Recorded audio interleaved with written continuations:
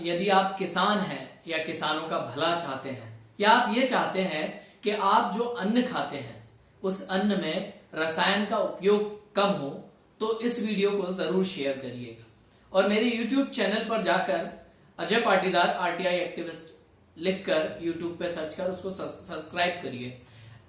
ये वो पत्र है जो केंद्र सरकार के कृषि विभाग से हमें प्राप्त हुआ है। हमने केंद्र सरकार को एक सुझाव दिया था कि ग्रामीण लेवल पर जितने भी ब्लॉक स्तर होते हैं उन पर सॉइल टेस्टिंग की लैब खोली जाए, जिससे कि किसान अपनी खेत की मिट्टी का परीक्षण करा सके और वो ये जान सके कि उसकी मिट्टी में कौन से ऐसे पोषक तत्व हैं जो बहुत ही कम है।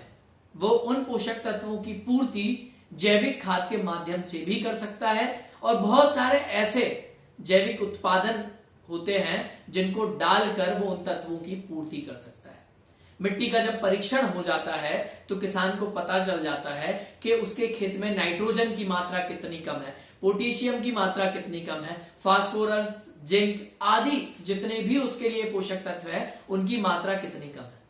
तो केंद्र सरकार ने हमारे उस सुझाव को, जो हमने ब्लॉक स्तर पर जितने भी लैब खोलने के लिए आग्रह किया था सॉइल टेस्टिंग के, उस सुझाव को नोट किया है और उस सुझाव पर विचार भी किया जा रहा है। अब सॉइल टेस्टिंग क्यों किसानों के लिए जरूरी है, ये किसानों के लिए बहुत उपयोगी वीडियो है और ये बहुत उनके लिए उपयोगी है कि वो ये जाने कि सॉइल टेस्टिंग के बाद उनका लाभ क्या होने वाला है। मैं आपको एक उदाहरण देने वाला हूं कि हमने धान की जो फसल है उसमें सरसों की खली का उपयोग किया है मध्य प्रदेश में भोपाल जिले के मिसरौद गांव में, और हमने ये पाया कि उस खली का उपयोग करने के बाद जो धान थी उसके कल्ले यानी कि कूचे बहुत ज्यादा हुए और धान बहुत अच्छी कंडीशन में ग्रोथ करती है। वहीं सरसों की खली का उपयोग करने के बाद उसको जो उसकी पैदावार होती है वो भी अधिक होती है। ये बांग्लादेश विश्वविद्यालय जो है उसने एक रिसर्च भी किया है, उसमें स्पष्ट निकल कर आया है कि जो खली है सरसों की उसका उपयोग करने के बाद धान की पैदावार 7 कुंटल प्रति हेक्टेयर तक बढ़ जाती है। तो खली जो है सरसों की उसमें कौन कौन से पोषक तत्व हैं, तो nitrogen, potassium, phosphorus, sulphur, zinc और कैल्शियम, ये 6 तत्व जो हैं वो खली में पाए जाते हैं। अब ये कैसे पता चलेगा कि खली ही डालनी है? तो ये सारे पोषक तत्व यदि आपकी मृदा में नहीं है, आपकी मिट्टी में नहीं है, तो आप सरसों की खली का उपयोग अपने खेत में खाद के रूप में, फर्टिलाइजर के रूप में कर सकते हैं।